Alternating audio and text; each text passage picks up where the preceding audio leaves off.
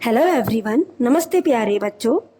आज मैं आपको विषय व्यवसाय अध्ययन के अंतर्गत बीमा के कार्यों को बताऊंगी।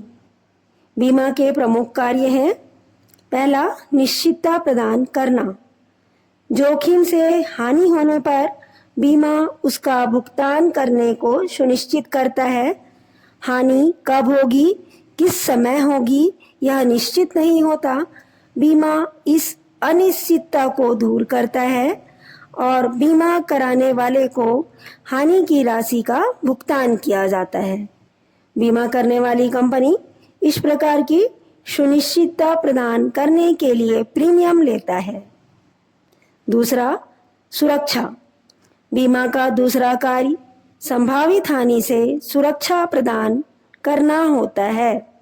यद्यपि बीमा किसी जोखिम अथवा घटना को रोक नहीं सकता, तथापि इससे होने वाली हानि की पूर्ति जरूर कर सकता है। तीसरा, जोखिम का बांटना। यदि जोखिम वाली घटना घटित हो जाती है तो इससे होने वाली हानि को वे सभी बांट लेते हैं जिन्होंने जोखिम का सामना करने का वचन दिया है। समस्त बीमाकृत व्यक्तियों से प्रीमियम के रूप में उनका हिस्सा प्राप्त कर लिया जाता है। अर्थात बीमाकर्ता बीमा करने वाले से प्रीमियम की राशि लेता है और उसे जोखिम होने पर उस क्षतिपूर्ति की पूर्ति करता है। चौथा पॉइंट है पूंजी निर्माण में सहायक।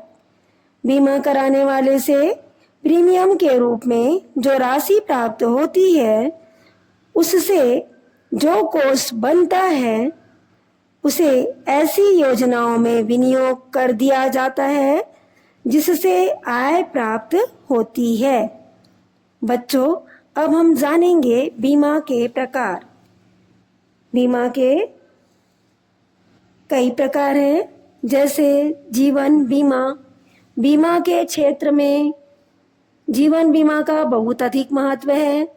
जीवन बीमा में एक निश्चित अवधि के बाद अथवा उससे पूर्व मृत्यु हो जाने पर बीमा कंपनी बीमे की रकम का भुगतान कर देती है। दूसरा, सामान्य बीमा। जीवन बीमा के अतिरिक्त अन्य सभी बीमा अनुबंध सामान्य बीमा के अंतर्गत आते हैं। इनमें मुख्यतः अग्नि बीमा, चोरी बीमा व सामुद्रिक बीमा को सम्मिलित किया जाता है। सामान्य बीमा में हम अपनी स्कूटर, कार, भवन, घर के सामान, माल के स्टॉक आदि का बीमा करवा सकते हैं। सामान्य बीमा को निम्न प्रकार विभाजित किया जा सकता है। पहला, अग्नि बीमा, फायर इंश्योरेंस। अग्नि बीमा का मुख्य उद्देश्य भवन, जायदाद, संपत्ति की हानि की पूर्ति करना है। दूसरा है समुद्री बीमा। विदेशी व्यापार में समुद्री यातायात का अपना ही स्थान है। जहाज या उस पर लदे हुए माल को समुद्र पर बहुत से संकटों का सामना करना पड़ता है, क्योंकि पता नहीं सागर की उड़ती तरंगों से कब जहाज चकनाचूर हो जाए। बीमा कंपनी द्वारा इस प्रकार की हानि से व्यापार की रक्षा की जाती है। माल का मालिक अपने माल का बीमा कराता है और जहाज का मालिक अपने जहाज का बीमा कराता है। तीसरा है सामाजिक बीमा। यह एक नए प्रकार की बीमे की प्रथा है। भारत में इसका विकास अभी पूर्णतः नहीं हो पाया है। इस बीमा प्रणाली के अंतर्गत लाभ पाने वाले व्यक्तियों को चंदे के रूप में कुछ न कुछ प्रीमियम देना पड़ता है।